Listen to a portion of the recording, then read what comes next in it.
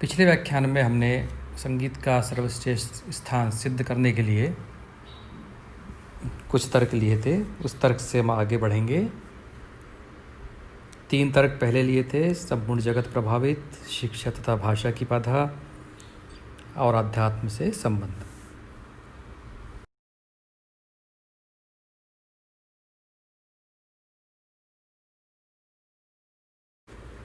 अब हम चौथे तर्क की तरफ आते हैं।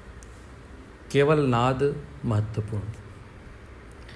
संगीत तथा काव्य दोनों में नाद महत्वपूर्ण है। जो विचारक यह मत रखते हैं कि संगीत शब्द के बिना पंगु है, वे यह भूल जाते हैं कि वाद्य संगीत में कोई शब्द नहीं होते और उसका प्रभाव और आनंद भी उतना ही होता है जितना कि किसी गीत का अथवा कंठ संगीत का। आजकल तो वाद्य संगीत स्वतंत्र रूप से इतना अधिक विकसित उन्नत हो गया है कि गले की सभी हरकतें उसमें दिखाई जाती हैं। साथ ही यह भी देखा गया है कि वाद्य संगीत को लोग अधिक पसंद करते हैं।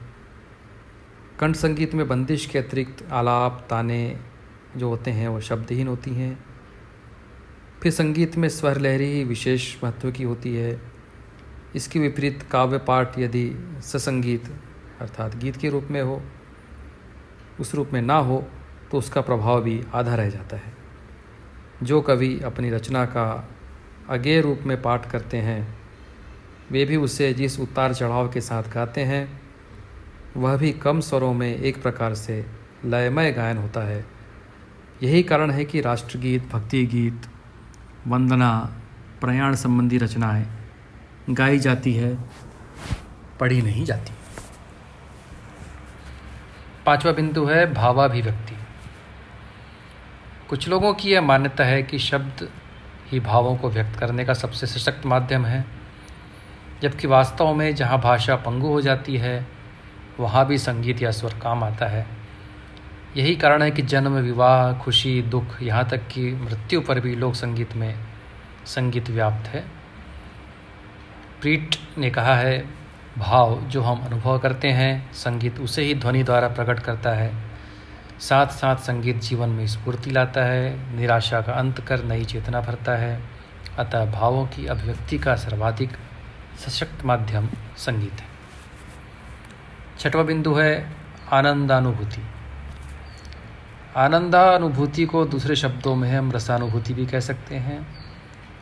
काव्य में भी रसानुभूति बहुत हद तक संभव है। यह भी कह सकते हैं कि काव्य में सभी रसों, नवरस की निष्पत्ति संभव है, जबकि संगीत में विभत्स, घृणा, भय तथा रौद्र आदि रसों की निष्पत्ति नहीं की सकती। लेकिन रस को और रसानुभूति को जब हम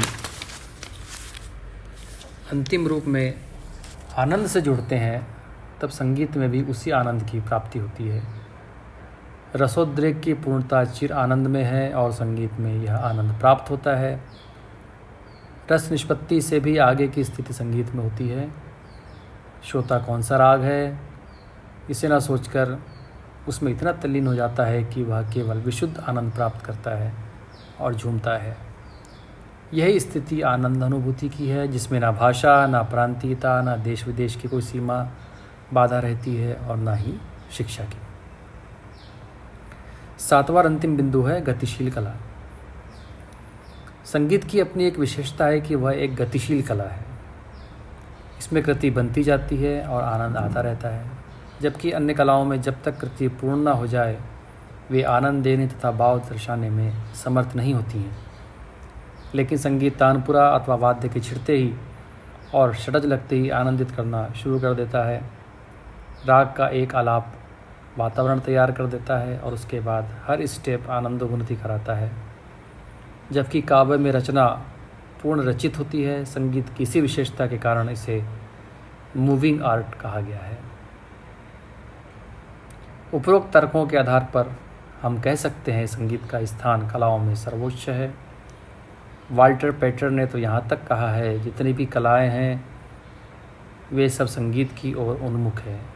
संगीत में हमें तत्क्षण आनंद मिलता है। संगीत की सर्वोच्चता के पक्ष में शोपेनहावर ने कहा है, music is the highest art which gives us abandon where the will to live is silenced. It is the vehicle of religious and mystical experience.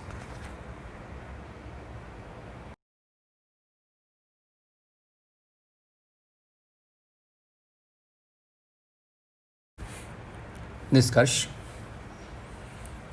अतः हम कह सकते हैं कि संगीत श्रेष्ठतम कला है, उसकी श्रेष्ठता निर्बाध है। अपने प्रभाव की व्यापकता, सूक्ष्मता, महत्ता के कारण ललित कलाओं रूपी आकाश का ध्रुव तारा संगीत है। लौकिक तथा अलौकिक, भौतिक तथा आध्यात्मिक आनंद प्राप्त करने तथा प्रदान करने की जितनी शक्ति संगीत में है, उतनी अन्य कलाओं में नहीं है। स्वर व लय का प्रभाव इतना सशक्त होता है कि सृष्टा व श्रोता दोनों को ही उस आनंद सागर में हिलोरे लेने के लिए बाध्य कर देता है। स्वर सांचों की योजना चाहे मानव कंठ से प्रस्फुटित हो अथवा वाद्य से, बिना किसी साहित्य का आश्रय लिए पशु पक्षी, मानव देवता, मूर्ख विद्वान, संपूर्ण जड़ चेतन को अपने प्रभाव में बांधने की क्षमता रखती है। संक्षेप में हम कह सकते हैं कि जहाँ स्थापत्य व मूर्तिकला में विषय रूप सौंदर्य होता है, चित्रकला में चाक्षुष सौंदर्य, काव्य में कल्पना का प्रामुख्य, वहीं संगीत में प्रेषणीयता होती है। संगीत एक हृदय से दूसरे हृदय को छूता है, अतः संगीत उत्कृष्टतम कला है।